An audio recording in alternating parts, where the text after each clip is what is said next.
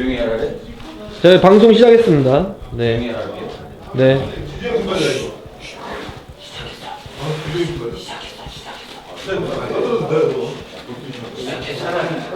자, 막 들어오고 있네요. 네. 이렇게 입장하는 거예요. 오늘 방송은 모태에서 그냥 막 거지같이 해요. 네, 네 여기 매직베스님, 자, 주물럭님, 출연하고 싶었습니다. 보라피소, 양싸. 고맙습니다. 야, 이렇게 유명인들이 나오는데 여기서 오늘 15명자인데요. 정말 그래도 괜찮습니다. 이게 스쿨이고 이것이 현실이지. 짜증나. 자, 5명 들어있을 거야. 여기서 미드 스트롤링을 배운다는 거죠 지금. 최재형 스텝의 미드 스트롤링. 지금 최재형 스텝은 머리를 감고 준비를 하고 있어요. 자, 예상했다시피 이건 가감없이 그냥 올라가요. 네? 우리가 402호도 같이 쓰고 있는 거지. 꼼짱 언님이 주물럭님 형님이다 이러는데요. 402호. 그쵸. 방을 하나 빨리 더 잡아야 돼. 안 돼. 아, 402호 저 넓어. 여기 주물럭 형님이래요. 넓어요. 닉네임이 꼼짱 언님인데요. 이거 한 꼼짱. 2.5. 아, 피싱 스쿨도 50죠. 네. 미드 스토링에 대해서 잘 배우세요. 최재형 스텝이 진행할 거고요. 자, 빨리빨리 들어오세요. 네, 방송 시작했어요. 네, 네. 나 샤워 좀 하고 와야겠다. 자, 일단 한번 나 찍고 올게요. 샤워. 뭘요? 샤워. 아, 예, 그래요. 생볼로 좀 하지, 생볼. 더 더러워. 저쪽에서 잘하면 내일 가고 아니 모레 가고. 자, 지금 다가 밑에서 오님, 어디야? 가게야? 오님, 안녕하세요. 네. 추워. 오늘 최재형 스텝의 미드 스트롤링 강의가 있을 겁니다. 데스헌터님 안녕하시고요. 저 지금 급조된 화이트보드를 사왔고요. 슬리퍼, 슬리퍼. 네, 안녕하세요. 이거 타서 먹는 거야 이거? 슬리퍼. 예. 네, 안녕하세요. 그지. 아, 립그립? 인상아. 할 거야. 인상. 모나미, 네. 모다마카. 네, 박람회 다녀왔습니다. 데스헌터님. 네, 안녕하세요. 자, 여기 매직베스님. 그럼 오늘 화이트보드를 담당하실 건가요? 누군가 화이트보드 들고 서 있으면 화이트보드맨이네. 시작하세요, 자. 일요일이잖아. 일요일날 오후에는 저녁 화이트인데. 됐다. 재영이 글씨 못 쓰는데. 내일 누구 오시나요, 프로님? 어떻게 최대형 스텝 서서 할까요? 앉아서 할까요? 서서? 둘이 서주세요. 아니 그 어디 둘이 서주세요, 빨리. 네, 둘이 서서 하세요. 네. 저희 화이트보드 걸 그 못이 없어가지고요. 저희가 서서 저 문도 좀 닫아주세요. 네, 뒤에. 네. 저들랑 받겠어요. 네. 형님 어제 추가했어. 자, 문 좀 닫아주세요. 문. 네. 거기 되게 지저분해 보여가지고요. 네. 어제 자, 저기 최재형 스텝 미들 스트롤링 강의를 누구요? 어디 걸데 없어요? 걸쩍 들고 해야 돼. 자, 보드바카 드시고요. 하지현 씨안 오나요? 뭐라고요? 하지연 씨 안 오나요? 오시겠어요? 하지연 씨. 몸매 쩌는 하지연 씨. 저 근데 솔직히 이런 분위기 때문에 얘기하는 거예요. 진검승부로 가세요. 여기 몽검승부에는 그 누구도 오지 않아요. 남자만 있어요. 네, 데스헌터님. 진짜 가고 싶다. 네. 형님 이거 섞어서 드시는 거예요. 자, 여기 이명철 스텝님 안녕하세요. 지준님 안녕하시고요. 자, 여기 현정수 스텝님 안녕하세요. 여기 이명준, 파마 멋있게 하셨네요. 네, 안녕하세요. 여기 압둘라님 다음번에 대상어 뭐 잡으실 건가요? 대상어에 저주가 있습니다. 이 삼성 캠코더에 제 대상어에 저주가 있어요. 제가 찍으면 대상어가 빼놓고 나온다는 그 더러운 캠코더. 네. 자, 오늘은 최재형 스텝의 미드 스트롤링. 네, 디코더 출연자. 네, 지금 채팅하는 사람 들어왔어요? 들어왔어요, 진짜로. 진짜? 네. 최재형 스텝의 미드 스트롤링 강의를 시작하도록 하겠습니다. 와!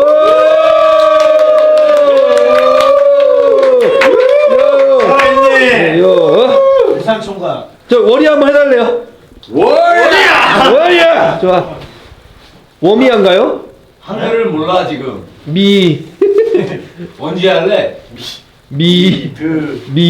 깜방님 들어오셨고요. 영어로 써줘. 리을.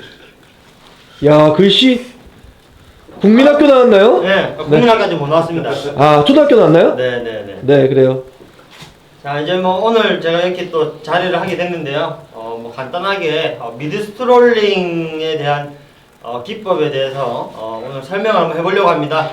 자, 일단 미드 스트롤링은 지금 이제 산란철이죠. 이제 봄이 다가오고 있는데 아시다시피 산란철에는 베스들의 식욕이 굉장히 왕성하고 산란터를 만들었을 때도 베스들의 식욕이 왕성하기 때문에 그 공격성이 아주 좋아서 굳이 미드 스트롤링에 대한 기법이 필요는 없다고 저는 개인적으로 생각을 합니다. 하지만 이렇게 산란철이 끝나고 베스가 휴식기에 들어갔을 때 이렇게 빼짝 꼬른 베스들은 빼짝골은 네, 빼짝 지윤님한테 그거 배우셨나요? 거의 네. 이제 뭐 기력이 없고 네. 이렇게 움직임이 굉장히 둔한 상태에서 최소한의 움직임으로 이렇게 영양분을 섭취하려는 습성이 있습니다. 그런 베스들을 노리는데 가장 유력한 채비 중에 하나가 바로 미드 스트롤링인데요.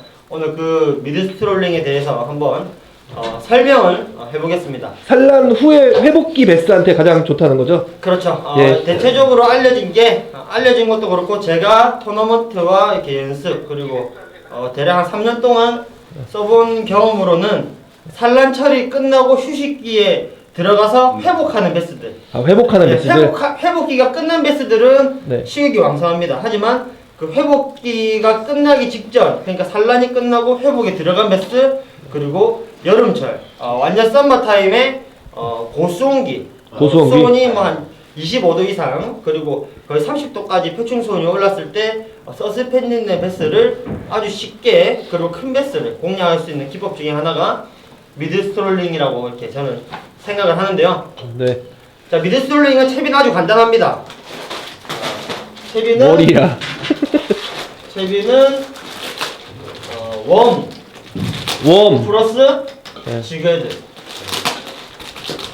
자, 여러분들 잘 아시다시피 지그헤드 채비는 누구나 다 사용할 수가 있죠. 하지만 미드 스트롤링은 웜의 지그헤드를 꼽아서 완전 다른 액션, 물속에서는 전혀 다른 움직임을 만들어내는 게 미드 스트롤링 액션입니다. 자, 이 미드 스트롤링 액션에 일단 제가 오늘 차트를 한번 나눠보자면 일단 웜, 이 지그 헤드 자, 오늘 여기 플러스 구경하시는 분들은 이따 시험 볼 거예요. 최재형 교수님이 수업 내용을 토대로 시험 문제 출제하실 거고요. 점수 안 나오신 분들은 나머지 공부하셔야 돼요. 아셨죠? 이명철 스태님? 더 양말. 릴 플러스 라인 그리고 4 액션 비즈널 패턴. 누가 통역을 해달라고 했어요. 네, 표준어로 좀 해주세요, 강의를. 네. 1번은 웜을 사용할 거고요. 네. 네, 자, 이제 일단 웜에 대한 설명을 간단히 드리겠습니다.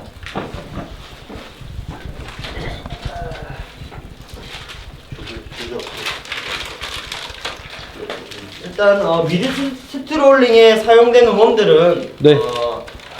대부분 굉장히 피네스한 채비 중에 하나인데 거의 3인치나 3.5인치를 넘어서지 않습니다. 3.5인치를 넘어서지 않고 이런 타입의 쉐드 테일 이렇게 스트레이트 계열의 쉐드 테일이 될 수가 있고요. 네. 그리고 뒤에 꼬리 테일이 있는 이런 쉐드 테일이 될 수가 있습니다. 제가 이거는 이제 개인적으로 굉장히 자주 사용하는 미드 스트롤 웜 중에 하나인데요. 그 협찬사와 상관이 있나요? 아무 상관없습니다. 예, 알겠습니다. 네. 아무 상관없고요. 자, 지금 보시다시피 미드 스트롤링은 이 웜 헤드면에 물의 저항을 받으면서 나오는 게 미드 스트롤링인데요. 자, 미드 스트롤링은 이제 앞에서 이렇게 지그 헤드를 보고 웜의 구조를 봤을 때 이렇게 좌우로 진행 방향은 이제 이쪽이겠죠. 액션을 줬을 때 이렇게 좌우로 흔들리면서 오는 것을 미드 스트롤링 액션이라고 합니다. 자, 그러기 위해서는 이제 단면으로 봤을 때 바로 이 부분이죠. 이 부분이 물의 저항을 받으면서 이렇게 좌우로 흔들리는 액션을 연출하게 되는데요. 그러기 위해서는 이렇게 웜 헤드면이 이렇게 굉장히 편편하고 넓은 것이 좋습니다. 아, 넓은 거. 예, 넓어야지 물의 저항을 많이 받아서 좌우로 뒤 흔드는 액션을 많이 만들어낼 수가 있고요. 한 가지 더는 웜의 중심이 아래쪽이 아니라 위쪽으로 분산이 되어 있어야 됩니다. 웜의 비중이 이런 식으로 되어 있는데 쉽게 말해서 여기가 조금 얇은 편이고 이쪽으로 비중이 많이 가 있다. 아래쪽으로 비중이 많이 가 있을 상태에서는 물의 저항을 받아도 위쪽에서 눌러주는 힘보다는 밑에 비중이 있는 것은 위쪽에 힘이 더 많이 가기 때문에 이렇게 좌우로 틀어주는 힘이 약하다는 거죠. 네. 그래서 미드 액션이 훨씬 약하게 나오고요. 네네네. 웜의 중심이 웬만하면은 웜의 중간이나 상단에. 상단 부분에 네. 중심을 잡고 있는 웜이 미드 스트롤링 액션에 훨씬 더 적합한 웜이라고 설명드릴 수가 있겠습니다. 그 시작하는 과정에서 네. 먼저 이제 질문을 드리면은 네. 그 미드 스트롤링의 그 액션, 그 웜을 흔들어서 약간 어느 정도 보여주시는 게 좋을 것 같습니다. 왜냐면 어떻게 흔들리는 게 잘 흔들리는 건지 잘 모르기 때문에 그것은 네, 웜을 조금 4번 차트 액션에서 아, 네, 제가 요 간단히 이제 보여드리면은 제가 지금 카메라가 낚시 줄이라고 생각하고요. 네. 이게 이제 물 속에서 유영하는 웜이라고 생각을 하면은 이런 식으로 하면서 이렇게 점점 다가가는 겁니다. 민호 맞죠? 위글링과 비슷한 그렇죠. 형태인 거죠. 네. 민호의 위글링과 비슷한 형태인데 네. 일단 미드 스트롤링의 장점은 수심층의 공략이 광범위하다는 거죠. 딥부터 쉘로우까지 일정한 수심층을 유형시킬 수 있다는 게 미드 네, 스트롤링. 운영자의 의도에 따라서 될 수 네. 있다는 거고요. 저기 낚싯대 갖고 계신 분은 오늘 시연 준비하신 보랏빛소 김은상님입니다. 잠시 후에 좀 시연을 하실 거니까요. 잘 들어두셨다가 실습할 때 꼭 잘 보여주시기 바랍니다. 그리고 조정모 씨 한번 인사 한번 하세요. 여기 지금 힘드실 것 같다고 누가 챙겨주시는 분이 있어가지고요. 그런 식이시군요. 네. 겁내 짜증나. 네. 알겠습니다. 자 일단 뭐 한 번 더 말씀을 드리면 네. 미드 스트롤링이라는 것은 일본에서 좀 먼저 파생이 됐고요. 네. 그리고 그 아이바 주니치라는 그 일본의 JB 프로 선수가 네. 일본의 극한된 베스 프레셔 많은 프레셔 상황에서 베스를 낚아내는 그런 기법 중에 하나로 일본에서 단상도 많이 올라가고 순위권에 많이 올라간 채비 중에 하나가 바로 미드 스트롤링 중에 하나입니다. 그는 어떻게 되었나요? 아이바 주니치. 네? 갑자기. 아이바 요즘에 어떻게 지내는지 아세요? 아이바 주니치 뭐 가끔 전화 통화하는데요. 아, 그래요? 네, 잘 먹고 잘 살고 있다 하더라고요. 새우는 잘 튀기고 있다나요? 네, 네, 그래요. 네. 이거 지금 안 오시는 분들은 무슨 얘기인지 모르시는 거예요, 설마? 그래요. 이런 분위기 대단하다. 네, 지금 굉장히 위험한 얘기를 한 건데. 아이바. 깡통에다 새우로 생겼어요. 생미끼. 네, 그렇죠. 영원히 사라진 아이바. 일단 3인치에서 3.5인치의 쉐드 타입의 웜을 선택하시는 게 미드 스트롤링에 적합한 웜이고요. 그리고 웜의 중심은 웜의 중심은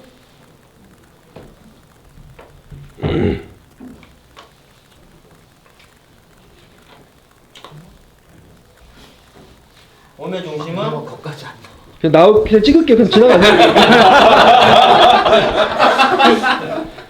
어우, 큰 덩어리 하나가 지나가네. 어이구. 아이바랑 친해요? 민물 새우 도소매업 한다는데. 네. 굴하겠지, 이건.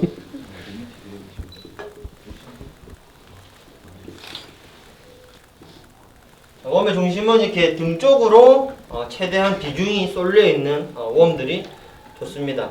거기다가 뭐 한 가지 팁을 더하자면 이렇게 배 쪽에는 에어 포켓이 네. 들어가 있는 지금 이 웜 에어 포켓이 들어가 있습니다. 이렇게 에어 포켓이 들어간 웜이 좀 더 효과적으로 미드 액션을 만들어줄 수 있는 아주 중요한 역할을 하겠죠. 자, 거기다가 지금 이 웜도 이제 이 웜과 다르게 테일이 있는데요. 네. 테일이 달려있는 이런 쉐드 테일은 바디 진동은 굉장히 좋습니다. 바디 진동은 미드를 줬을 때 굉장히 좋은 미드 액션이 나오지만은 속도 조절 면에서 월등히 떨어진다는 거죠. 이 테일에 물의 저항이 생기기 때문에 위로 떠오르려는 성질이 크기 때문에 일정한 수심층을 공략하기가 힘들다는 겁니다. 아, 떠오르면 폴링하는데 시간이 걸리기 때문에 그런 거죠, 테일 그렇죠. 때문에. 폴링 하는데도 시간이 걸리고요. 미드를 칠 때 이렇게 꼬리가 치면서 위로 약간 상승을 하려는 성질을 좀 가지고 있습니다. 저희는 그 협찬사랑 상관없으니까 상품명 그냥 말해주셔도 됩니다. 궁금해하는 사람들이 좀 있을 것 같아요. 지금 이 테일에 있는 웜은 피쉬에로우 PC로. 3인치 가량의 테일 웜이고요. 네. 지금 이 에어 포켓이 들어가 있는 3.5인치 웜은 겐저 웜입니다. 겐조엄. 겐저 에어 포켓 웜이고요. 그리고 제가 또 굉장히 많이 사용하는 것이 지금 보시면 버클리의 트위치 미노. 트위치 미노. 네, 트위치 미노 3인치짜리를 굉장히 즐겨서 네. 사용을 합니다. 버클리는 음대가 유명하죠? 네, 패스하고요. 네. 버클리 음대요? 버클리 철자 말해보세요. 네. 옆에 있는 덩어리 여자 직원분. 몰라. 막 반말에 방송 중에. WRM. 혹시 웜 부분에서 좀 더 궁금한 거 있으신 분 계신가요? 웜에 대해서. 예. 나는 이런 웜을 보았다. 그게 글로우웜이나 네. 아니면 PC 타입 웜 사용하면 안 됩니까? 지주님 많이 닮으셨는데. 네? 지주님 많이 닮으셨는데. 지현님 좀 닮으시는 것 같아요. 네. 둘이 닮아 보여요. 최재형 스텝과. 자 이제 글러브홈을 쓰는 것은 제가 아까도 말씀드렸지만은 웜의 이 등부분이 평면이 상태가 넓을수록 미드 액션이 나옵니다. 이게 둥글게 생기거나 스트레이트 계열일수록 물의 저항을 받는 게 아니라 롤링이 아니라 그 스위밍 액션이 나오는 거죠. 흔들었을 때 위아래로 흔들면서 나오는 거지. 이게 위에 등판에 저항이 없을 때는 미드 스트롤링 특유의 액션이 절대 거의 나올 수가 없다고 저는 생각을 합니다. 저도 그만큼 테스트를 많이 해봤고 이제 보시면은 준비한 게 거의 미드 스트롤링 전용 웜들인데 대부분 등이 평면으로 생겼고요. 미트 헤드도 잘 되는 거죠. 그래서. 네? 미트 헤드? 그렇죠. 제이스 컴퍼니에서 슬라이더 웜을 수입했는데 미트 헤드와 흡사한 웜이 있기는 합니다. 네. 네. 다만 즐겨서 안 쓰고 있긴 한데 안 물지는 않으니까 절찬리에 판매하고 싶다고 하네요. 그리고 그렇죠? 저 같은 경우는 이거는 이제 저의 개인적인 한 가지 팁이긴 한데 네. 웜에 눈이 달린 걸 사용합니다. 아, 예, 예. 네, 웜에 눈 알이 이렇게 들어가 있는 것을 사용하는 게 네. 탁한 물에서는 솔직히 크게 필요가 없다고 생각해요. 하지만 이렇게 댐 지형이나 맑은 물에서는 분명히 눈이 달려있는 웜과 눈이 안 달린 웜은 족감면에서 충분히 차이를 보일 수 있다고 저는 생각을 합니다. 그래서 이렇게 저는 대부분 이렇게 눈이 달려있는 3인치에 그리고 등이 평평한 이런 쉐드 타입의 웜을 많이 사용하는 거고요. 눈이 3D인 것도 판매되는 게 있나요? 눈이 3D는 거의 없죠. 웜은 없죠. 네, 웜은 3D 눈은 거의 없죠. 아무래도 가공이 좀 힘들어서 그런 것 같은데 뭐 이 정도면 해도 충분히 네. 뭐 패스들에게 어필하는 데는 지장이 없더라고요. 네. 혹시 뭐 채팅창에 뭐 궁금한 거 없나요? 졸고 있는지 한번 붙어달래요. 일단 아직 안 졸고 있는 걸로. 웜이 네. 저는 이제 그 게리사의 네. 쉐드 쉐이프 4인치를 미드용으로 제일 많이 쓰고 있는데 네네네. 그 웜에 이제 양쪽 면에 네. 결 같은 게 들어가 있을 때는 수중에서 어떤 결 같은 게 들어가 있을 때는 솔직히 이게 이제 그다음 지그헤드 다음에 웜에서 들어갈 항목인데 지그헤드의 무게가 한 16분의 1 위로 올라갔을 때 좀 많이 가벼워졌을 때는 그 효과를 본다고 저는 생각을 합니다. 그 물의 저항을 좀 미끄럽게 부드럽게 타고 내릴 수 있다는 생각을 하는데 특히 맑은 물에서 탁한 물에서는 부유물이 많기 때문에 그럼 쉽게 말해서 사포면에서 웜이 움직이는 거라고 저는 생각을 하고요. 맑은 물에서는 굉장히 부드러운 물 속에서 움직이는 거기 때문에 지그헤드가 가벼울수록 그 웜의 효과는 극대화된다고 생각을 하는데 그 일정 범위 이상의 무게가 넘어가면은 그 효과는 크게 없다고 생각을 해요. 네. 화이트보드를 움직이지 마세요. 지그헤드 설명할 거죠? 네, 이제 지그헤드와 웜을 상표도 그냥 막 설명해주고 그러세요. 그래야지 네. 이게 좀 객관적으로 보일 것 같고요. 네. 네. 그럼 일단 웜 부분은 네. 간단 일단 선택할 수 있는 요령을 한번 설명해 드려봤습니다. 네. 화이트보드가 움직여서 매우 불편해 보이네요. 움직이지 마세요, 제발. 등을 이렇게 드실래요? 그냥 하세요. 재밌어요 지금. 네. 한 명의 고통스러운 아니, 방. 여기 거기다 부정하려고. 팁에다 달아주세요. 조정모 씨도 같이 묶어주세요. 네.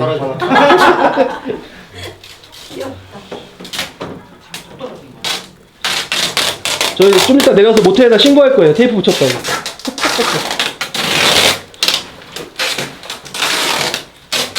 조금 준비가 덜 됐죠? 아 혹시 그러면 저희 화이트보드는 LCD인가요?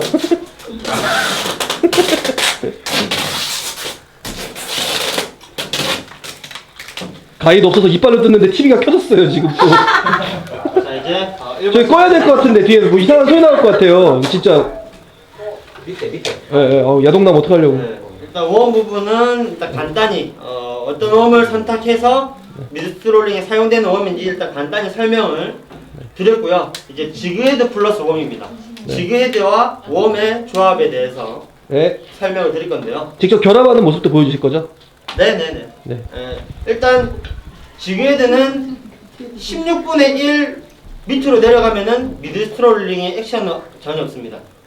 쉽게 말해서 8분의 1, 8분의 1이나 뭐 4분의 1 이런 이 정도 비중을 가진 지그헤드들은 앞쪽 헤드 쏠림이 너무 심하기 때문에 그 웜 바디를 이용한 미드 액션을 만들어낼 수가 없어요.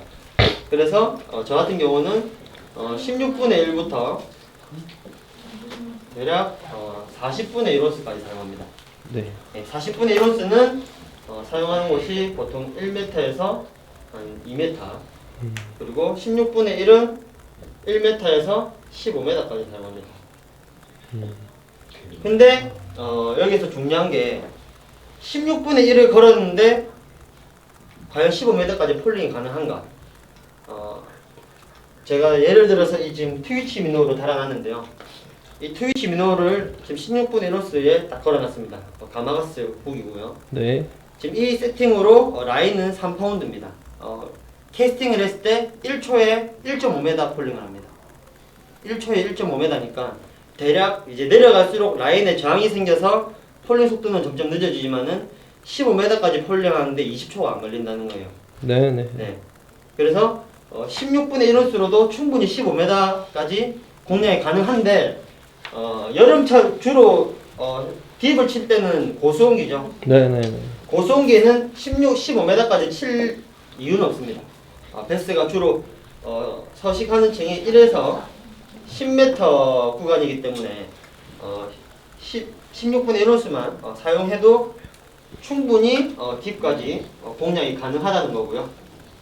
여기서 이제 개인적인 질문 하나 드릴게요. 예전에 이제 미드스트롤링을 좀 공부하고 있었는데 네. 막상 하려고 하다가 약간 제품 선택에 좀 문제가 있었어요. 뭐냐면은 그 여기저기 말이 많은데 스피너베이트 같은 경우에도 헤드만의 무게냐, 암과 블레이드까지 합친 무게냐 이런 걸 가리듯이 네. 그 자. 지그헤드도 보면은 헤드 바늘까지 합쳐진 게 제조사별로 좀 다를 텐데. 자, 제가 여기서 네, 이제 네. 아주 중요한 설명을 해주셨어요.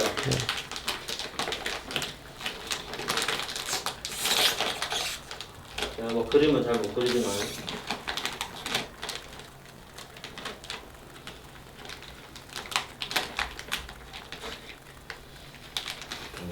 자, 지그헤드 16분의 1온스입니다. 지그헤드. 여기서 질문.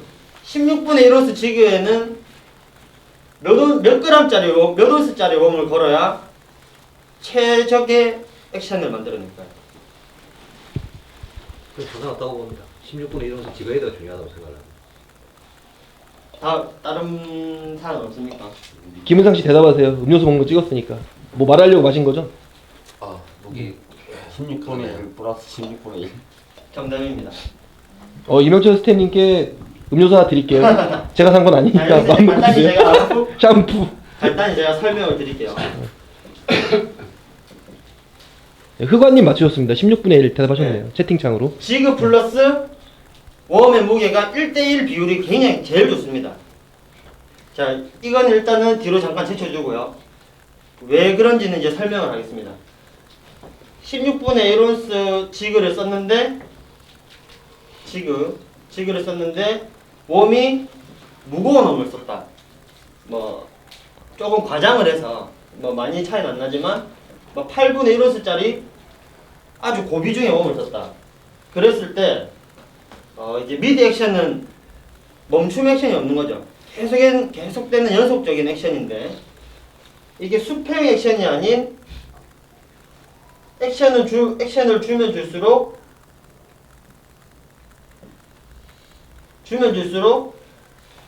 헤드는 들리고 비중이 무거운 뒤쪽은 처지게 됩니다.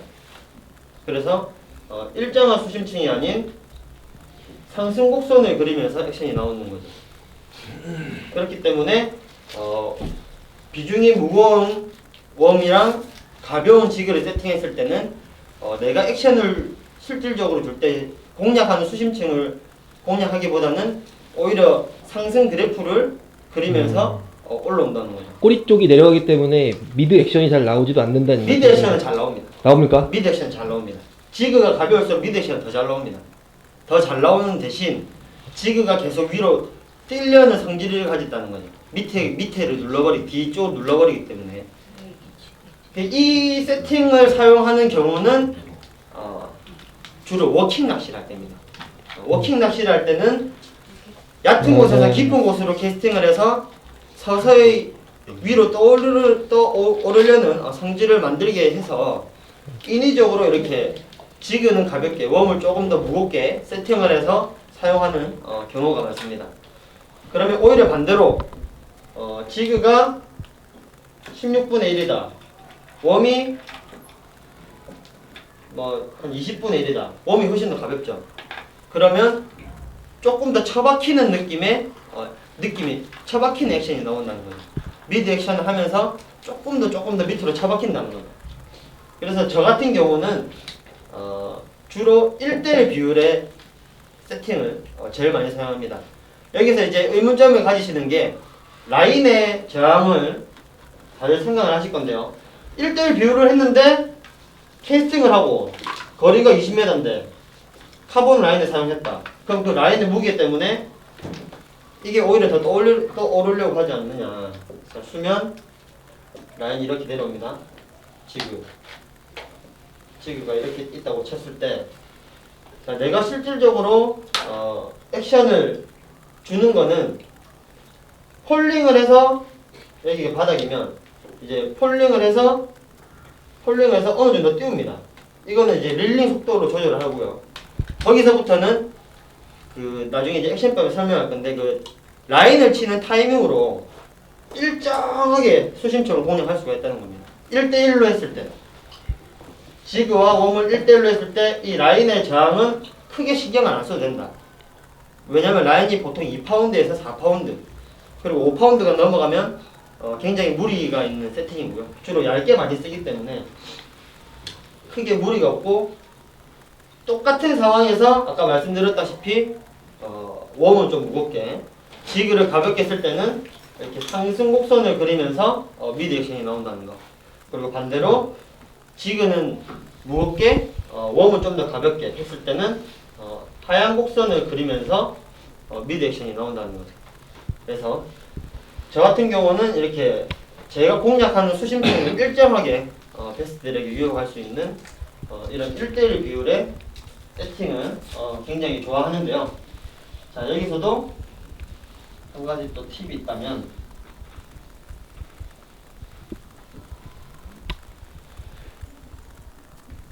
자, 이게 이제 웜이라고 쳤을 때 지그 헤드가 이게 이렇게 했을 때 이 헤드의 중심이 웜과 수평이 되는 것은 별로 선호하지 않습니다. 수평이 되는 것보다는 지금 제가 이제 가마가축을 많이 사용하는데요. 수평보다는 헤드의 중심이 아래쪽으로 향해 있는 것을 많이 선호해요. 이것은 이제 액션을 줬을 때 여기에 닿는 면이 저항을 좀 더 부드럽게 많이 받게 하려는 거죠. 1차적으로 여기서 카트가 되고 물의 저항이 들어오기 때문에 떠오르려는 성질이 크다는 거죠. 네, 잠시만 여기 질문 좀 하나 드리겠습니다. 제가 채팅창이 넘어가면 못 보기 때문에 네네. 강연 중에 잠깐 죄송한데 여기 팀 개발실에 여쭤보겠습니다. 여기. 솔리드 TV 들어가는 노드를 개발할 계획이 있는 건가요? 베스트든 뭐 여러 가지 분야에서 나오겠죠. 아직까지는 없습니다. 그래요. 여기 뭐 만져보신 분이 솔리드의 3분의 1 정도 능력치를 가지고 있는 노드가 있는 것 같다고 얘기하시는 분들이 있어요. 잘 못 들었습니다. 그 솔리드 3분의 1 정도의 능력치를 가지고 있는 JS 로드가 있는 것 같다라는. 솔리드는 아니지만 예. 흡사한 힘새를 보여주는 로드가 존재하는 것 같다 이렇게 말하는 사람이 있어서 예.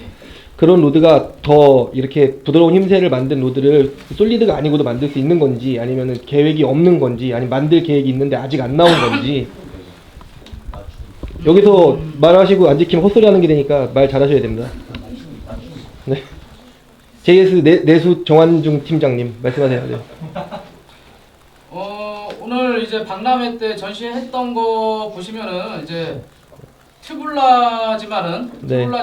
솔리드와 같은 그 액션을 좀 주기 위해서 네. 이제 소재 외경도 좀 얇고 네. 얇으면서도 액션도 이제 솔리드와 같은 그런 액션을 주기 위해서 만든 이제 바다 쪽에서도 있었고요. 어떤 게 대표적으로 그런 게 있을까요? 대표적으로 따지면은 올라운드. 폴라 로드. 로드가 있었었고요. 네네. 그리고 저희 이제 그 베스 쪽에서는 이제 신제품이 나올 닉스 DX. DX에서 이제 울트라 라이트 스피닝인가요, 베이트인가요? 스피닝이죠. 스피닝이요? 스피닝에서 예, 예. 울트라 라이트가 그런 쪽에 이제 좀 적합하다고 생각을 하고요. 네. 예, 그렇습니다. 자꾸 이렇게 회피하시면 안 돼요. 네. 자, 잠깐의 이제 쉬는 시간을 통해서 최재형 스텝이 이제 에너지 충전했으니까 2번까지 지그에 대해 웜까지 했고요. 자, 3번 낚싯대, 릴, 라인 이쪽 부분 네, 설명 들어가도록 하겠습니다. 라인 지금 하는 거 있었고요. 네, 지금 웜. 여기까지 했죠. 네네. 이제 한 번만 딱 정리를 해드리면 네. 이제 비례하는 것은 조금씩 떠오르려는 성질을 가진다는 거죠. 똑같은 세팅에 액션을 줬을 때. 그리고 약간의 아래쪽에 헤드 중심 있는 것은 그나마 이렇게 수평으로 이렇게 액션이 나온다고 내가 원하는 수평으로. 오히려 반대로 지금 요즘 보면은 그 미드 스트롤링 전용 지그헤드는 상층으로 비중을 많이 주고 있습니다. 헤드가. 네, 한 번씩 보셨을 거예요. 한번 보여주세요. 지금 제가 있을 텐데 한번 보여주세요. 바늘 모양. 네. 바늘은 JS에서 사줬나요? 아니요. 네, 절대 사주지 않습니다. JS는. 그렇죠. 네. 댓글 궁금하게. 에? 댓글 궁금하게. 바늘이 없군요. 네, 없습니다. 없어요? 네. 오 마이 갓. 그냥 이제 한 가지만 보여드리면, 네네네. 자 이게 이제 중심의 아래쪽으로 향해져 있는 지금 바늘의 중심 아이에서 헤드가 많이 밑으로 내려와 있는 그런 아, 이게 이제 이 부분하고 이 포인트하고 이렇게. 아니요. 네. 요 웜을 꼽았을 때 네네. 이 헤드가 위쪽에 있는 것도 있고 아, 네. 중간에 있는 것도 있고 지금 네. 약간 네, 헤드가 네. 아래쪽 포인트로 내려가 있죠. 네네네. 네, 지금 이것은 이제 아래쪽 포인트로 내려가 있는. 바늘의 각도도 중요한가요? 이 각도도 약간 특이한 것 같은데. 네. 바늘의 각도는 네. 자 이제 바늘의 각도보다는 저는 바늘 와이어의 굵기를 굉장히 신경을 많이 씁니다. 네. 자 이제 미드 액션이 나온다고 했을 때 좌우로 흔들리잖아요. 네네. 좌우로 흔들리잖아요. 이 바늘은 저항 역할을 합니다. 좌우로 흔들리는 것을 바늘 와이어가 굵거나 미늘 크기가 크다면은 저항을 받게 해서 그거를 좀 더 억제시켜 버린다는 거죠. 자유로운 미드 액션을 억제시킨다는 거죠. 그래서 주로 미드 스트롤링 전용 바늘을 보면은 굉장히 얇습니다. 거의 드롭샷. 네. 일반적인 지그헤드 바늘보다는 훨씬 더 와이어가 얇은 와이어에 드롭샷 바늘만한 굵기의 와이어를 사용해서 세팅이 됐다는 거고요. 그리고 3인치짜리 웜을 구분했을 때 이렇게 3등분이라고 쳤을 때 3분의 1 지점에 오는 그 짧은 훅이 네. 최적의 웜이라고 생각합니다. 3분의 1 지점. 네. 쉽게 말해서 절반 이상 웜이 나와버렸다. 그러면 여기서 여기까지의 바디 액션은 없는 겁니다. 좌우로 흔들리긴 하죠. 흔들리긴 하는데 여기서 줬을 때는 이게 헤드가 틀리면서 이게 서로 좌우로 비틀리는 미드 액션이 있습니다. 그 특유의 부드러운 미드 액션이 있는데 그 액션을 완전 죽여버리는 겁니다. 그리고 바늘이 앞쪽에 있다고 해서 이제 대부분 그 훅센 미스나 이렇게 바이트에 대한 두려움이 좀 있으신데 대부분의 베스들은 베이트 피쉬를 공격할 때나 루어를 공격할 때 뒤에서 공격하기보다는 진내 방향이 앞쪽이나 옆쪽에서 공격하는 경우가 많고요. 그리고 미드 스트롤링은 중요한 게 3인치라는 거죠. 3인치 3.5인치라서 한입거리의 베이트 PC이기 때문에 작은 바늘이라도 충분히 훅 세팅이 순조롭게 잘 이루어진다는 거예요. 거기다가 강성이 진한 탄력이 없는 바늘보다는 탄력이 있는 바늘이 좋습니다. 왜냐면 스피닝 때는 강한 훅셋보다는 지그시 당기는 훅셋이 많죠. 네. 이때는 이제 강한 훅셋을 할 때는 아주 단단한 강성이 없는 바늘이 좋습니다. 그때는 내가 힘을 주는 만큼 딱 뚫고 나올 수가 있어요. 근데 내가 지그시 치는 스피닝 테크를 사용한 낚시를 할 때는 지그시 당겼을 때는 이게 들여다 딱 멈춘다는 거죠. 하지만 이렇게 조금 연질, 부드러운 타입의 와이어가 착용된 지게들을 사용하면 내가 지그시 당겨도 이게 한 템포 먹고 들어가면서 쑥 뚫고 들어간다는 거죠. 네. 그래서 저는 지게를 선택할 때 원 부분에 대략 한 3분의 1 정도 오는 지점에 나오는 지게들, 그리고 와이어가 얇은 거, 네네. 와이어가 얇고 미늘이 얇은, 지금 딱 제가 제일 많이 사용하는 타입의 미드 스트롤링 세팅입니다.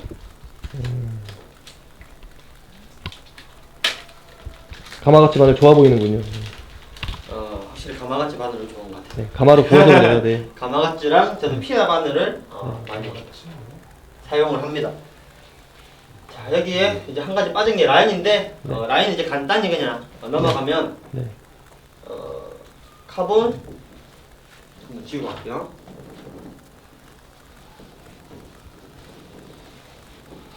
시간이 얼마 됐죠? 얼마 남았죠? 시간 걱정하지 말고 하세요. 아무도 안 내보낼 거예요. 라인은 이제 크게 카본, 나일론. 원래 예상은 1시간 이하로 하려고 하는데 뭐 하면 2시간이더라고요. 빨리 끝낼게요. 그러면. 여기 딱히 뭐 만날 사람들도 없어 보여요. 약속 있으신 분들 없으시죠? 네, 대답 없으니까 그냥 계속 하는 걸로. 나일론. 애기 재워야 되는데. 애기 재워야 되는데. 자, 카본은 아시다시피 강성은 굉장히 좋습니다. 강성이 좋고 그 낚시를 할 때 특유의 늘어짐이 훨씬 덜하기 때문에 훅셋의 챔질력이나 감도면에서 굉장히 우수하다는 거죠. 하지만 단점이 부드러움을 좀 많이 놓치는데, 하지만 미드 스트롤링은 아주 얇은 파운드 수에 대략 2LB에서 4LB의 라인을 사용하기 때문에 이런 부분을 조금 충족시켜주지만은 그래도 이 나일론 줄보다는 그 부드러움을 따라갈 수 없다는 거죠. 하지만 나일론 줄도 단점이 있죠. 그 큰 베스를 낚거나 어디에 뭐 이렇게 순간적인 토크를 먹었을 때 특유의 늘어짐이 있고요. 그리고 그 감도를 카본 라인만큼 따라갈 수가 없습니다.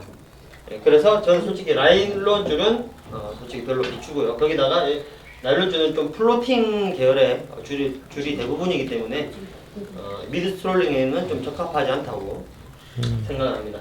그리고 제일 많이 사용되는 것이 카본 플러스 나일론인데요.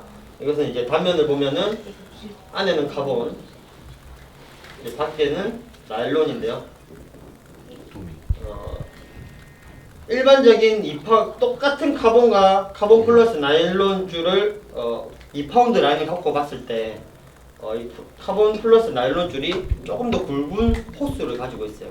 어쩔 수 없이 카본 줄 외경에 나일론 코팅을 했기 때문에 그런 면이 없지 않아 있지만은, 그래도 라인의 굵기를 4파운드 밑으로만 선택하신다면 이 카본 플러스 나일론 줄이 최적으로 미드 액션에 적합하다고 저는 생각을 합니다.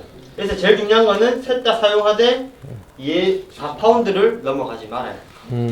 질문 들어왔는데요. 미드 스트롤링에는 합사는 안 쓰나요? 합사 씁니다. 합사 쓰는데 이제 네. 저는 이제 간단하게 이제 설명드린다고 했는데 네. 합사는 주로 085, 085. 네, 085에서 뭐 065, 굵게는 1호까지 씁니다. 1호까지 쓰는데 저 같은 경우는 그 몇 번 테스트를 많이 해봤는데 그 이 호수에서 이제 X8이랑 X4라고 하죠. 이제 4개를 꼬아서 만든 라인이냐 8번을 꼬아서 만든 라인이냐 가격이 엄청 비쌉니다. 가격이 엄청 비싸고 그 가이드가 크게 견디질 못해요. 그 베스 제가 게임 때 이제 해보면은 5자를 한 20마리 정도 잡으면 가이드에 트러블이 생기기 시작합니다.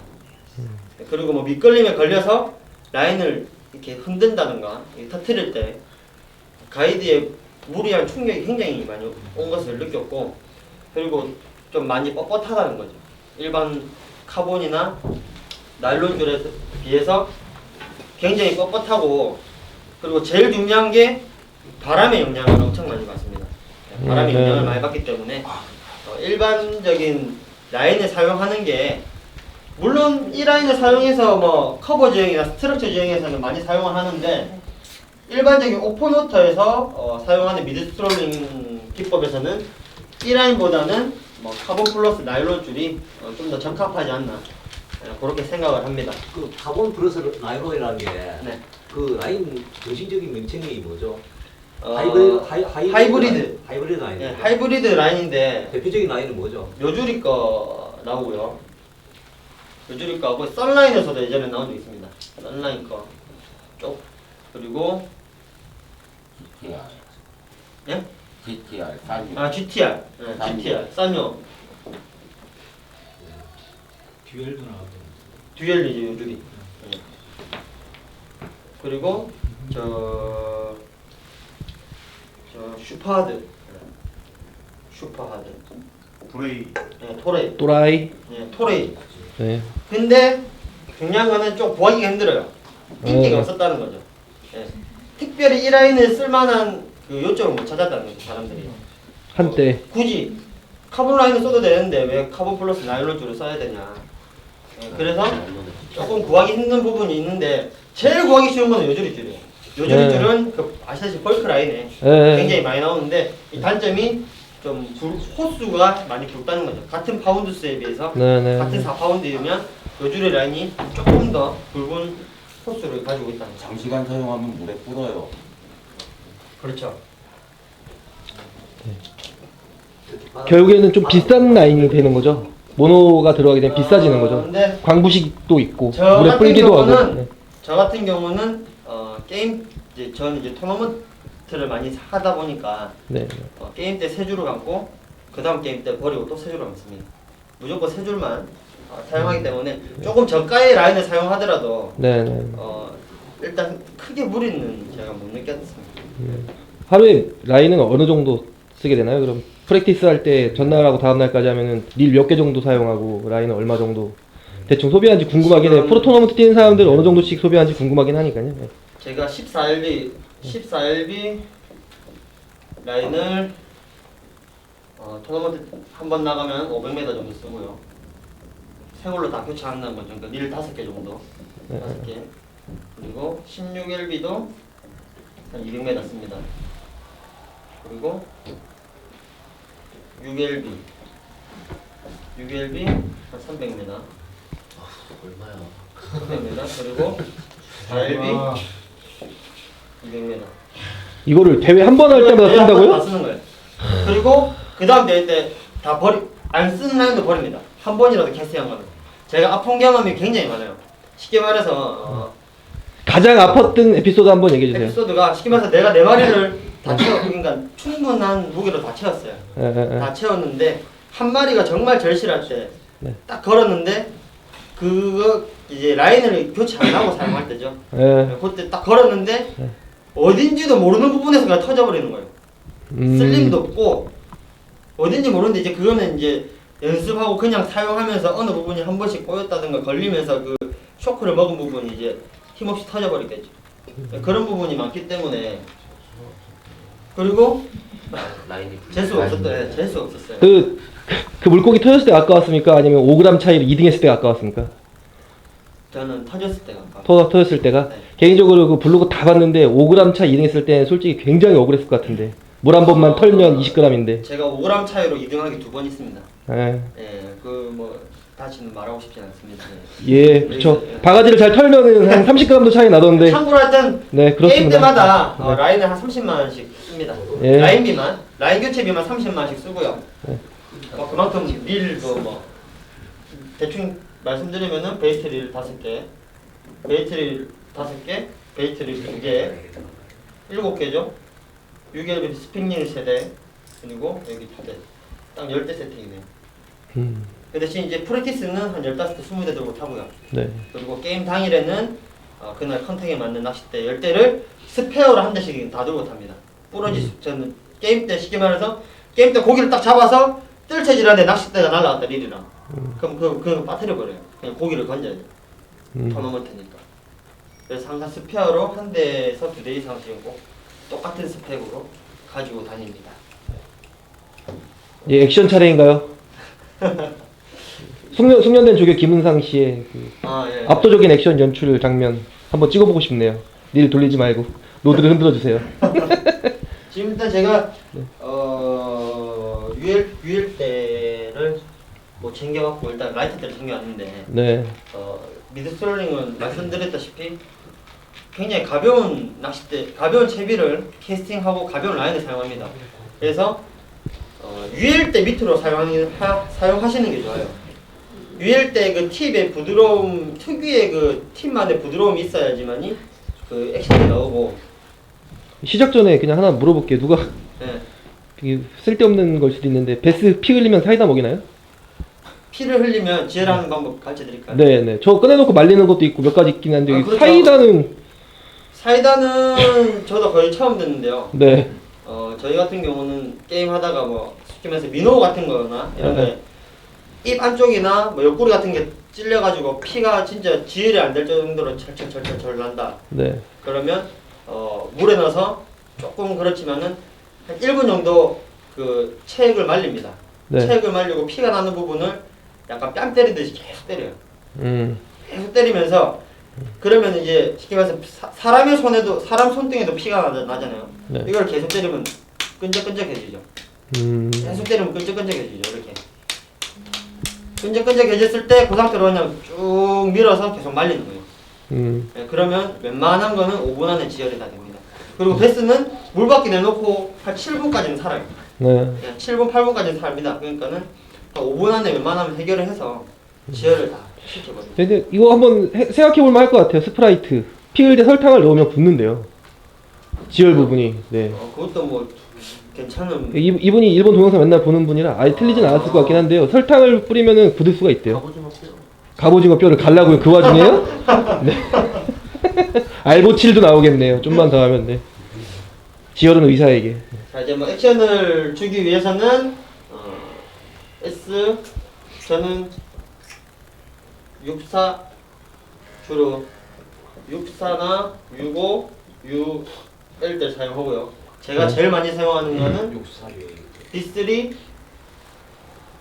64 UL입니다. 투 스피닝. UL 원피스. 이제 아무래도 팁이 굉장히 부드러워야 하고요. 그리고 이 끈적한 챔질이 가능해야 되기 때문에 이런 그리고 캐스팅까지 캐스팅 비거리까지 생각해서 순간적인 토크력과 반발력이 굉장히 좋은 낚싯대를 선호하는데요. 그 중에 하나가 B3라고 생각합니다. B3 UL대가 제가 써본 것 중에는 이제 가벼운 채비들은 끊어서 던지는 경우가 많은데요. 그 순간적인 토크를 굉장히 잘 견뎌주고 이제 구부러졌다가 펴지는 순간적인 탄성력이 굉장히 뛰어나기 때문에 캐스팅에 좀 유리한 면이 없지 않아 많다고 생각을 합니다. 네, 그 객관성 있어 보이기 위해서 타사로드 중에 추천할 만한 것도 하나만. 예전에 많이 쓰던 뭐 야바이. 네. 야바이 UL 때도 좀. 여기 파워룩스가 들어가야 좋은 거군요. 근데 정말 이거는 제가 JS 컴퍼니 스텝이라서 말씀드린 건 아닌데 파워룩스 원단이 토크력과 반발력은 정말 다른 일반 블랭크들은 따라갈 수가 없어요.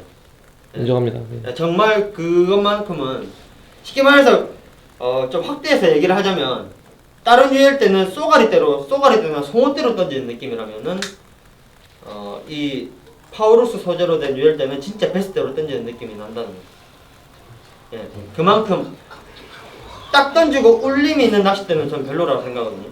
딱 던지고 딱 바로 복원되는 그런 낚싯대가 토크력과 반발력이 굉장히 좋기 때문에 캐스팅에서도 유리하고 챔질에서도 굉장히 유리하다고 생각합니다. 자, 이제 액션 방법은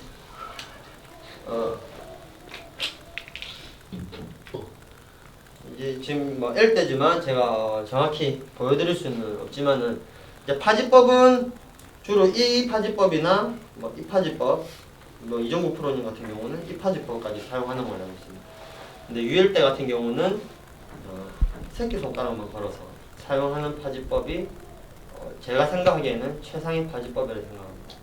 왜냐면은 팁에 액션을 줘야 되는 부분이 굉장히 크기 때문에 손가락으로 버트를 잡아줘야 된다는 거예요. 손가락으로 버트를 잡아주고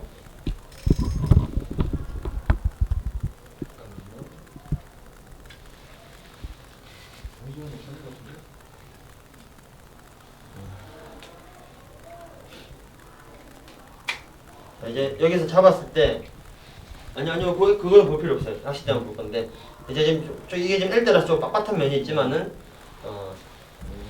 아주 그 통상적인 액션은 이 뒤에 버트 부분을 엘보에 쳐주는 겁니다.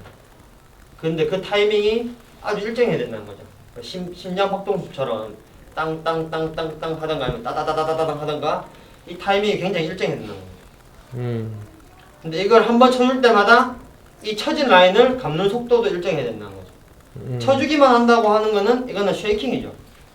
이건 쉐이킹이죠. 한 자리에서만 움직이는 쉐이킹인데 미드 롤링은 좌우로 롤링을 하면서 수심층을 일정하게 움직여야 되는 부분이 크기 때문에 일단 캐스팅을 하고 카운트 다운 그리고 내가 공략한 수심층에서 이 쳐지는 라인만 감아주는 겁니다. 줄 좀 쭉 빼주실래요?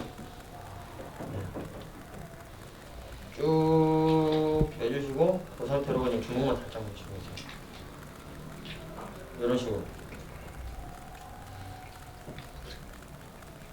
손 다치지.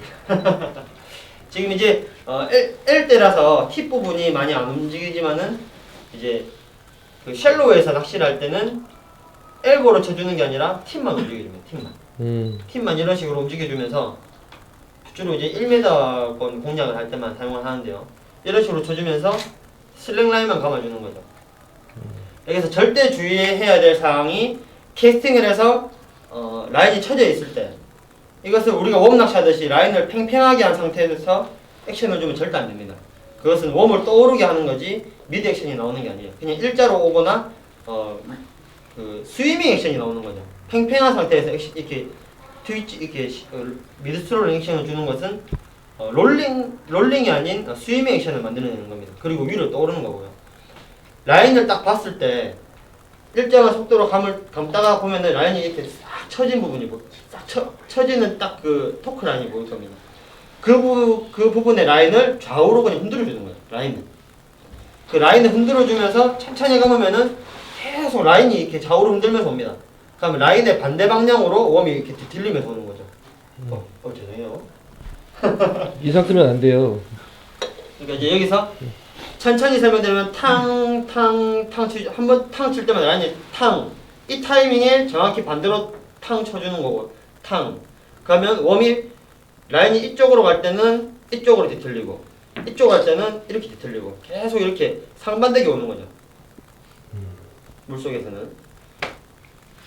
자, 그렇기 때문에 라인의 텐션을 굉장히 잘 유지하면서 액션을 줘야 된다는 거예요. 그렇다고 해서 너무 늦춰서 액션을 준다.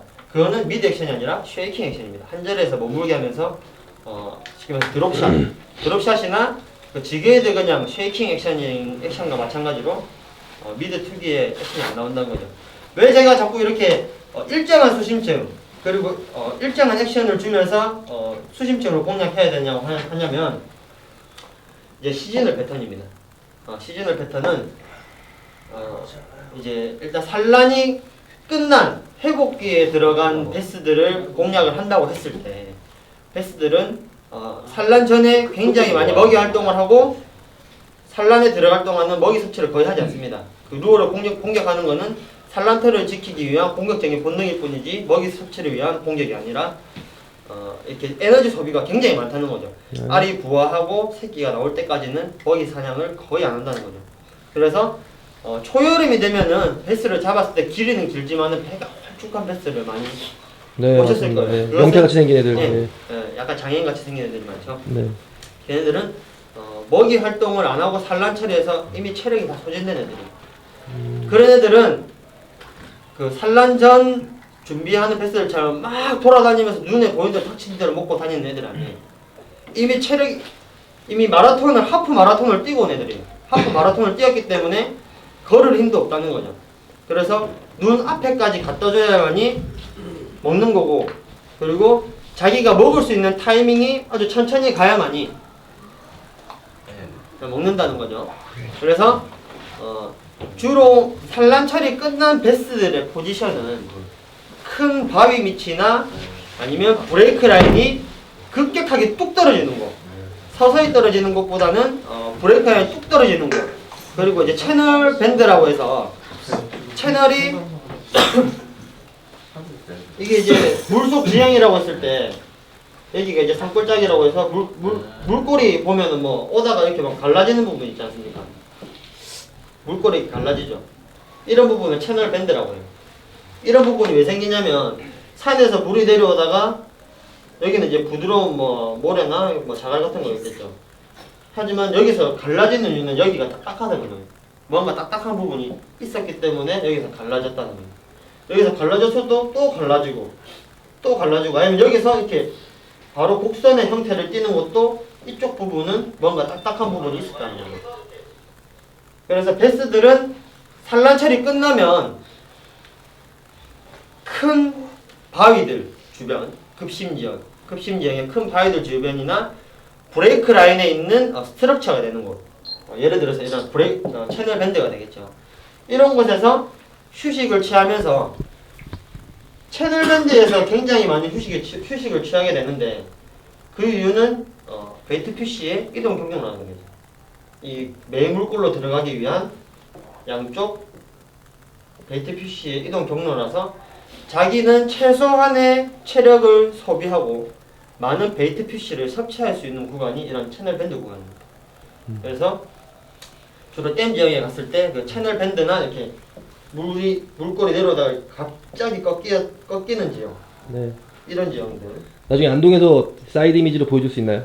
보여드릴 수 있죠. 네. 이런 지형들은 사이드 이미지로 보면 100% 집터 자리나 큰 호박돌들이 자리를 잡고 있어요.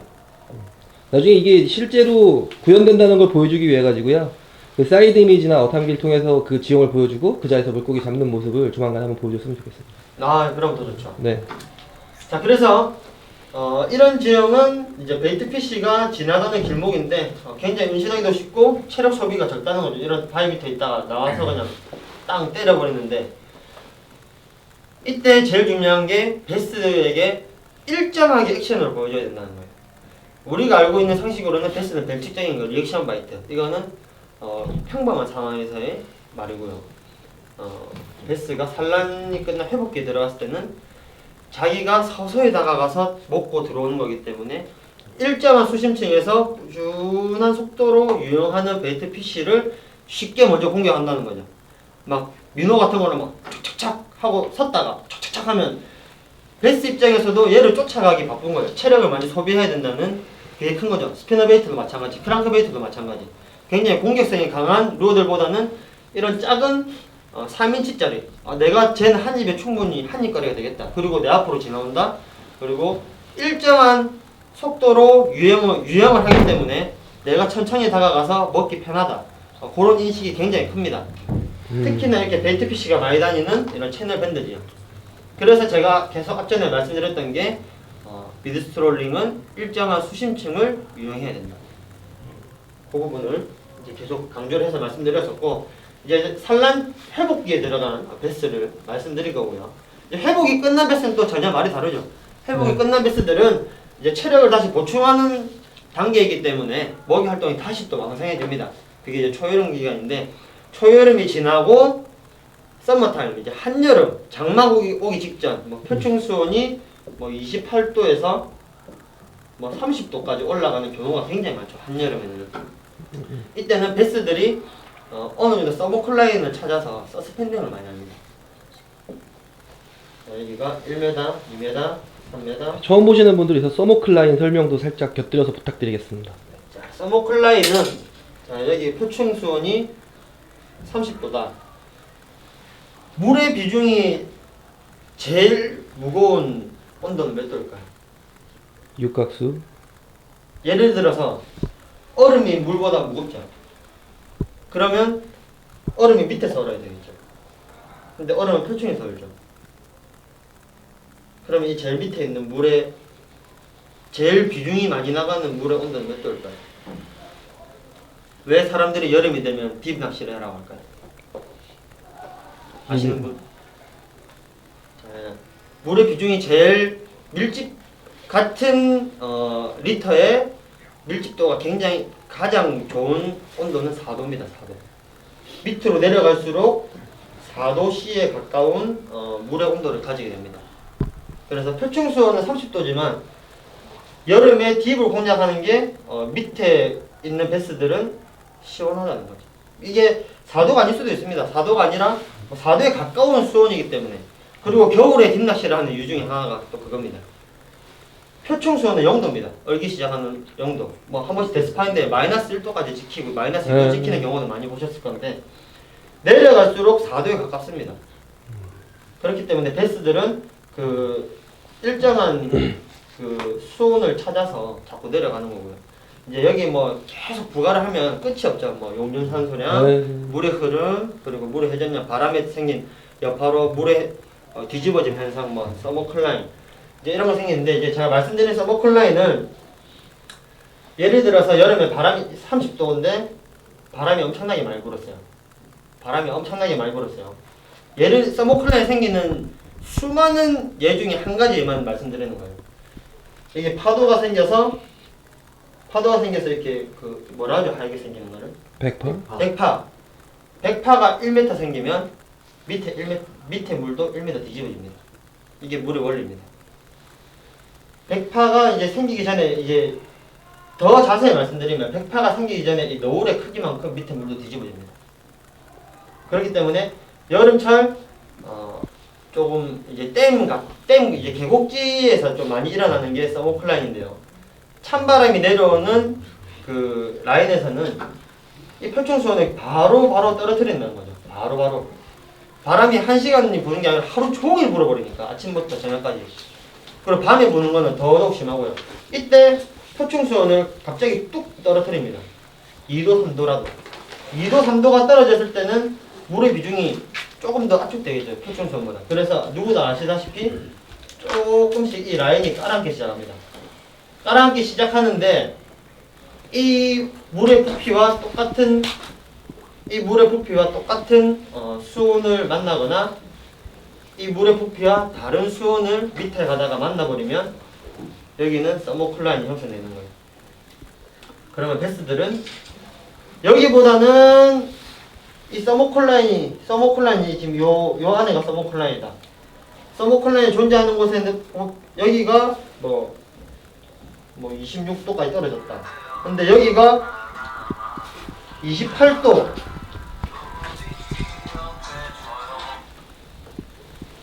26도가 된 물이 내려가다가 28도를 만났다. 그러면 근데 여기에 물의 압력이 더 셌을 때는 이 26도의 라인이 밑으로 내려가지 못하는 거죠. 물의 압력이. 그 밑에 밀집도가 너무 강하기 때문에. 그리고 위에서는 표층수온이 더 강하기 때문에 쉽게 말해서 전체적으로 30도를 가진 물 속에 26도의 온도를 가진 물의 라인이 생긴 걸 서머클라인이라고 합니다. 이제 이 베스들은 이제 서머클라인의 여름에 서스펜딩 되는 경우가 많습니다. 거기에 이제 뭐 다른 추가적인 요소로 그 용존산소량, 여름에 굉장히 중요한 부분이 용존산소량이 어느 정도 더 들어가냐에 따라서 틀리겠지만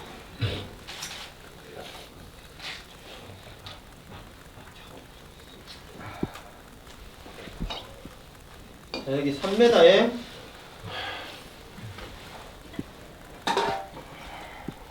보다는 따뜻하고. 대충 그릴게요. 딥낚시는 머슬립을 사용하면 딥낚시래요. 채팅창 이런 깨알 같은 댓글들이 올라오고 있는데. 네? 딥낚시는 머슬립을 사용하면 딥낚시라고. 근데 이제 여기가 이제 서머클라인이 이렇게 존재하는 거죠. 서머클레이 존재하는데 이 베스들은 이미 엄청난 프레셔를 많이 받았어요. 왜? 베스라는 존재는 일단 스트럭처를 먼저 좋아합니다. 스트럭처가 1순위고 2순위가 브레이크 라인이나 이렇게 채널 라인입니다. 습성 자체가 그래요. 근데 얘네들이 이런 스트럭처나 뭐 브레이크 라인 아니면 쉘로 뭐 수초 지역 이렇게 많은 좋아하는 구간들, 먹이 사냥을 쉽게 할 수 있는 구간들을 놔두고 왜 물 한중간에 떠 있냐는 거죠. 그만큼 수온의 변화에 따라서 프레셔를 엄청 받았다는 거야. 그래서 얘네들을 아시다시피 베스 낚시를 할 때 떠 있는 베스는 정말 잡기 힘들다는 말이 많죠. 그 이유 중에 하나가 이런 프레셔가 많이 받아서 이렇게 떠 있는 부분이 많기 때문에 아무리 여기다 크랑크, 뭐 미노 가끔 때릴 수가 있어요. 얘네들 가끔. 예, 가끔 때리는 경우는 있어요. 얘네들이 맞는 뭔가가 딱 맞아 떨어졌을 때 아니면 이 서머클레인의 베이트 표시가 같이 존재한다든지 아니면 갑자기 순간적으로 뭐 산소량이 증가해서 먹이 활동이 갑자기 이루어진다든지 할 때는 받아먹는 경우가 있는데 이런 고수온기에는 대부분 반응을 거의 안 한다는 거예요. 거기다가 주로 여기 있는 베스들은 큰 베스들이라는 거죠. 이 베스들을 노릴 때 제일 많이 사용하는 게 미드스트롤링입니다. 이게 아까도 말씀드렸지만 일본 JB의 아이바주니치가 그렇게 프레셔를 많이 받은 땐지형에서 낚시를 하면서 갑자기 1위를 연속으로 차지하고 물론 후에는 뭐 좀 안 좋은 사건이 있었지만 그 아이바주니치 영상을 보면 미드스트롤링으로 단상에 올라가는 영상이 굉장히 많습니다. 그 아이바주니치가 공략한 베스들이 바로 이런 베스들이에요. 일반적인 루어로 공략하기 힘든 베스들, 일반적인 공략으로 낚아내기 힘든 베스들을 미드스트롤링으로 여름 고수온기 그리고 산란이 끝난 회복기에 들어간 베스들을 공략해서 단상이 많이 올라갔던 거죠. 그래서 아까도 말씀드렸다시피 미드스트롤링은 이렇게 지그헤드와 웜의 조합이지만 물속에서는 전혀 다른 움직임의 액션을 만들어내는 것이고 그 수심층을 아주 일정하게 공략하는 해서 자기 것을 만들어야만이 이런 시즈널 패턴에 맞는 베스를 공략할 수 있고 거기에 맞는 낚싯대, 라인, 그리고 그 템포, 액션을 내 걸로 만들어야만이 이렇게 미드스트롤링의 완벽한 구성을 만들 수 있다라고 이렇게 말씀을 드리고 싶습니다. 더 이상 뭐 궁금하신 거 있으면 질문해 주십시오. 질문 있습니다. 네. 뭐 질문 하나 드릴게요. 간단하게. 저도 미드스트롤링을 좀 즐겨 쓰고 좋아하지만요. 네. 그 액션법을 아까 이렇게 팔꿈치 쪽으로 네네. 기본적으로 이렇게 저도 알고 있는데 지형의 뭐 각 바람에 따라서 네. 뭐 각 지역에 따라서 서로 액션을 다르게 하는 방법이 많이 있지 않습니까? 많이 있죠. 예. 근데 예를 들어서 뭐 제가 아까 이제 말씀드린 거는 아예 바람이 없는 장판이 상태에서의 장판이 말씀을 있을 드린 때. 거죠. 그러니까 그게 궁금했었고요. 뭐 왼쪽으로 이렇게 액션을 쳤을 때 네. 미드 액션이 안 나오는지 네네. 뭐 이런 부분들 뭐 바람에 따라서 일단 바람이 대략 이제 수치상으로 말씀드리면 초속 5km인가요? 네. 5km가 넘어가면은 미드 액션을 솔직히 구사하기가 좀 힘들어요. 사이드로 한다고 해도 라인이 아까도 말씀드렸죠. 미드는 직접적으로 웜에다가 액션을 주는 게 아니라 라인을 쳐서 만드는 액션입니다. 그렇기 때문에 바람이 5km 이상 순간적으로 불어버리면 라인 한쪽으로 계속 쳐집니다. 그렇기 때문에 미드 투기 액션을 만들어낼 수가 없고요. 그리고 사이드 혹시나 잔바람이 분다면 사이드 캐스팅을 했을 때 이거는 아마도 뭐 대부분 알고 있는 사실이지만 이 낚싯대와 그 액션을 이제 사이드로 이렇게 쳐서 미드 액션을 만들 때 이 라인이 90도 범위 내로 들어오면 안 됩니다. 90도 내로 범위 내로 들어오면 이건 웜을 쳐주는 게 아니라 앞으로 그냥 뒤에서 이렇게 끌고 나오는 거예요. 끌고 나오는 거기 때문에 스위밍 액션이지 미드 액션이 나오는 게 아니에요. 오히려 180 그러니까 직각에서 90도 사이 안에서만 라인을 유지해서 이렇게 바람이 불 때 사이드로 털어준다면 미드 액션은 거의 비슷하게 나오는 네, 거예요. 그리고 마지막으로 슬랙라인, 어차피 미드는 슬랙라인으로 이렇게 하는데요. 네, 근데 중요한 건 이제 모르시는 분들도 있기 때문에 그죠? 네. 그 입질이 들어왔을 때 입질이 들어왔을 때 일단 제일 미드 스트롤링 아까 말씀드렸다시피 바닥층을 공략하는 게 아닙니다. 중층을 메인으로 공략하는 거기 때문에 일단 대부분의 입질은 라인이 그냥 동시에 그냥 챔질이 가능하다는 거예요. 내가 텐션을 주고 있으면 바로 팁이 툭 먹어버립니다. 흔들다가 보면 이미 얘는 먹고 가고 있는데 나는 그걸 못 느끼고 액션을 주고 있는 거죠. 그러다 그냥 팁이 툭 먹고 들어가는 그런 입질의 성향을 보이는데 아까처럼 서머클라인의 서스펜딩된 베스들은 입질이 그만큼 시원하지가 않아요. 굉장히 미약한데 이제 초봄에는 원신에 있다가 천천히 해서 먹고 들어가는 약간 쏘가리와 비슷한 그런 습성으로 이렇게 사냥을 하기 때문에 낚싯대 물고 쭉 들어가는 입질을 많이 받을 수가 있는데요. 고수온기에는 이게 지나가는 것을 한번 턱 먹고 턱 뱉어버리는 경우가 굉장히 많습니다. 그때는 라인 슬랙을 보고 챔질을 합니다. 라인 슬랙을 이제 좌우로 쳐주다가 한쪽 방향에서 딱 선다든가 아니면 이 템포가 내가 주는 것과는 전혀 상반되게 반대로 한번 탕탕탕 이렇게 튕긴다든가 아니면 이게 가다가 송어 낚시에 그 스푼 낚시를 하다 보면 입질 오듯이 한번 이렇게 퉁 일자로 탕 튕기는 경우가 있습니다. 그때는 그냥 챔질해 주시면 돼요. 왜? 바닥이 아니라 난 중층을 공략하고 있으니까 내가 원하는 액션에서 전혀 다른 라인에 조금 이상이 있으면 그냥 챔질해 주는 겁니다. 이미 낚싯대에는 입질이 솔직히 전달 안 돼요. 슬랙 라인을 주고 액션을 주는 거기 때문에 그래서 라인의 움직임을 보고 예민한 입질을 간파하는 거고요. 그리고 초봄에나 이렇게 산란 회복기 들어간 베스들은 웬만하면은 팁까지 다 먹고 들어가는 입질 성향을 볼 수가 있죠. 알겠습니다. 질문입니다. 그 지금 각자 자기만의 장비가 있고 네. 릴의 권사량이 다 틀린데 내가 공략하고자 하는 만약에 이제 제가 워킹 낚시 갔을 때 나는 미드로 1m 권을 공략하겠다, 2m 권을, 3m 권을 순차적으로 이렇게 한 번씩 공략을 해보겠다라고 했을 때 자기가 가진 권사량으로 어느 수심을 어떻게 보고 맞출 수 있는지. 자, 이게 참 애매한 건데요. 쉽게 말해서 16분의 1온스 지그에 16분의 1온스 웜을 세팅 1대1 조합을 했을 때 내가 1m부터 3m까지 공략 다 가능합니다. 하지만 액션의 웜이 일정한 속도로 오는 것까지 가능합니다. 하지만 액션의 스피드는 다르다는 거죠. 1m에서는 조금 더 빠른 액션이 필요하다는 거죠. 빠른 액션을 줘야지만이 1m에서 유형을 하고 오는 거고요. 3m에서 딱 떨어질 때는 3m에서는 어느 정도 그 라인의 장력이 물에서도 먹기 때문에 조금 더 천천히 액션을 줄 수가 있다는 거죠. 그래서 주로 일단 3m부터 공략을 하지만은 1m에 서스펜딩된 베스를 3m에서 액션을 주듯이 공략을 하고 싶으면 지그의 무게와 웜의 무게를 더 줄여야 된다. 아니면 아까 말씀드렸다시피 웜의 무게를 높여버리고 지그의 무게를 가볍게 버리면은 밑에서 떠오르면서 이렇게 상승 그래프로 공략도 가능한 부분입니다. 또 한 가지 질문이 있는데 네. 이제 댐 워킹을 가거나 아니면 렌탈 보팅을 해서 보팅을 할 때요 이제 네. 통상적으로 저는 무조건 표층선을 찍어 보는 편인데 네. 거기서 만약 한여름에 서머클라인을 찾고 싶다고 할 경우에는 네. 찾을 방법이 있는지. 그것은 여러 가지 종류가 있는데요. 일단 제일 간편한 거는 솔직히 어탕기가 좀 좋은 2D보다는 3D. 비싼 어탐기, 사이딩 2D인가요? 우리 컬러 어탐이?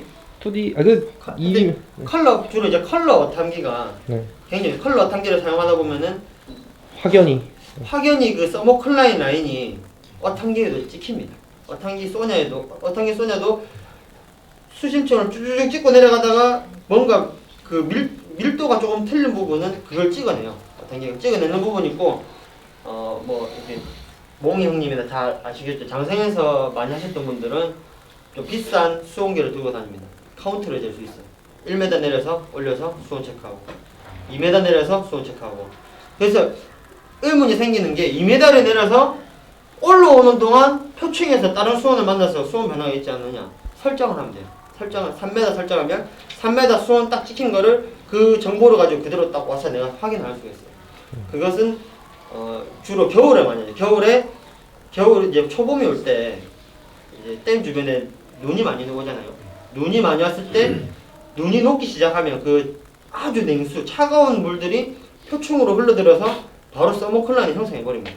그것은 베스들에게 좋은 서머클라인이 아니라 악영향을 주는 냉수대 서머클라인이기 때문에 그때는 그 서머클라인을 찾아서 낚시를 피하거나 오히려 그 서머클라인 밑에 있는 베스들을 공략하는 경우가 많기 때문에 그 좀 수온계가 한 6만 원 정도 하죠 그게. 네, 어탐기 좋고 수온계 좋으면 되는데 참고로 서선장님 어탐기는 수신별로 찍혀서 올라왔는데 30만 원 하고 있습니다.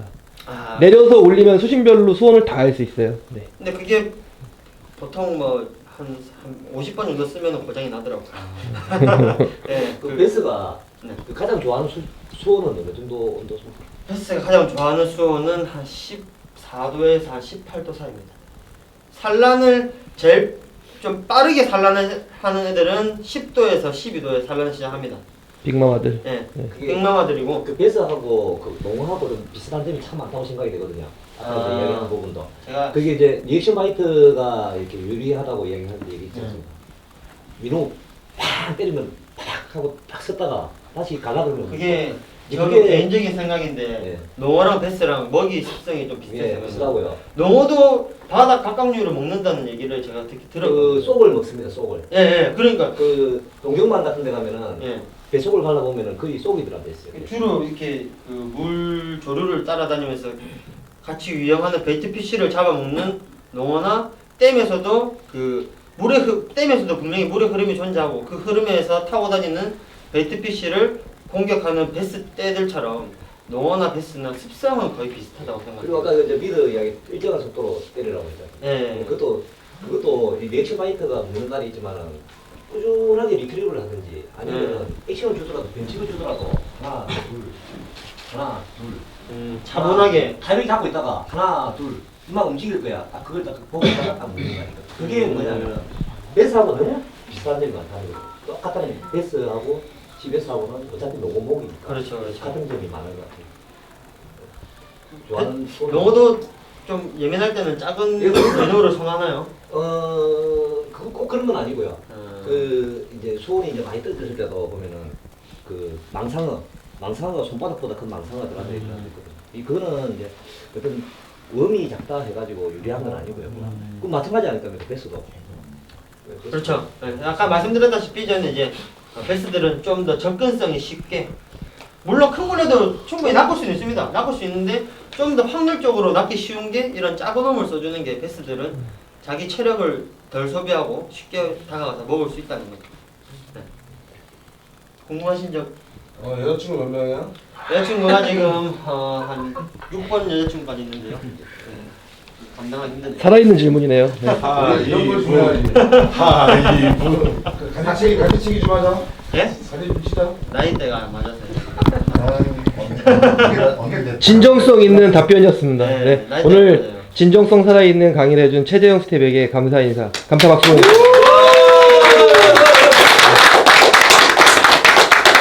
이게 생각처럼 쉽지 않습니다. 1시간 20분이 넘는 강의를 해줬고요. 네.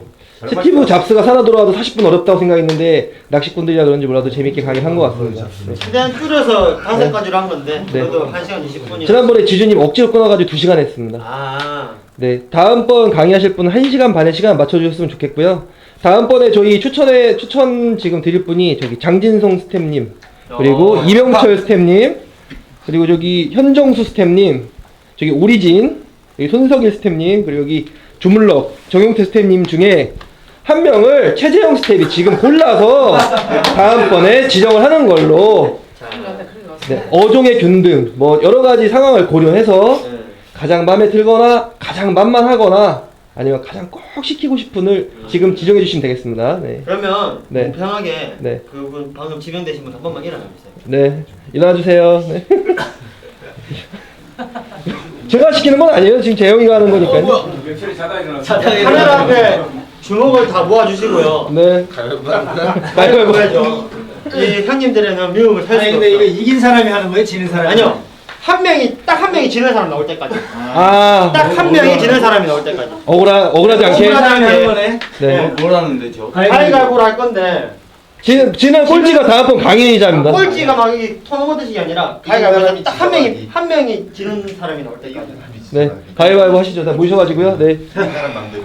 자, 다음번 강의자를 혼자 이기거나 혼자 지는 사람. 그러니까 왕따 게임. 네, 왕따 게임이죠. 네. 혼자 이기거나 혼자 지는 혼자 사람이. 뒤집으면 죽는 자. 네. 가위바위보. 가위바위보. 가위바위보. 자, 가위바위보. 가위바위보. 넌 왜? 쟁이 돈 할 필요 없잖아. 아, 그렇지. 아까 여기. 말씀하세요. 네, 아이고. 사람끼리 해야지. 아까 하신 거 되는데. 아유, 다시. 한 명이 이기거나 한 명이. 아까 했으면 지금 하시는 거. 가위바위보로 날생했어. 네, 가위바위보. 가위바위보. 가위바위보. 가위바위보. 가위바위보. 보.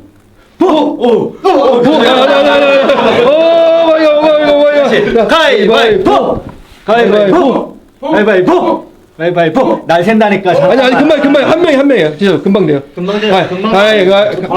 가위 시간이 지나가니까 잘 봐야 돼. 가위바위보. 가위바위보. 가위바위보. 네. 다음번 이명철. 주제 발표. 다음번 강의는 이명철 스태프님이 바다로 해드릴까요? 민물로 아니 해드릴까요? 뭐 아무거나. 가장 자신 있는 걸로 1시간 반 맞추실 수 있는 걸로 하시면 되고요. 네, 장소도 상관없습니다. 회사에서 하실 거면은 뭐 모아놓고 해도 되고요. 네, 네. 그러면은 네. 뭐 재영이가 이번에 베스편 했으니까 네. 네, 바다편으로. 네. 대상어는 어떤 걸로? 방어. 방어. 이런 거 하지 마라. 방어 이런 거안 돼. 괜찮은데? 연어 이런 거 안 되나요? 바다 연어는 뭐 많이 하진 않고. 네. 그러니까 대상어 이번에 뭐 비피싱 쪽으로 한번. BPC? 예.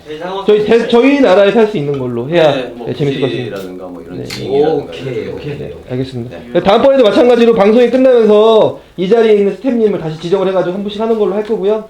네, 지준님은 5월달에 거제도 지깅 준비하시고요.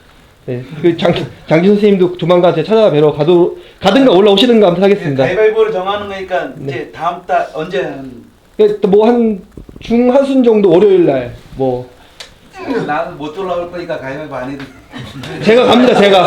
제가 갑니다. 네. 제주도로 가야 되겠네. 네, 제주도 아니라 지금 뭐 저기 어디 파푸아 뉴기니 가셔도 가고요. 네, 아르헨티나도 가겠습니다. 어디 가셔도. 네. 오늘 방송 수고하셨습니다. 네.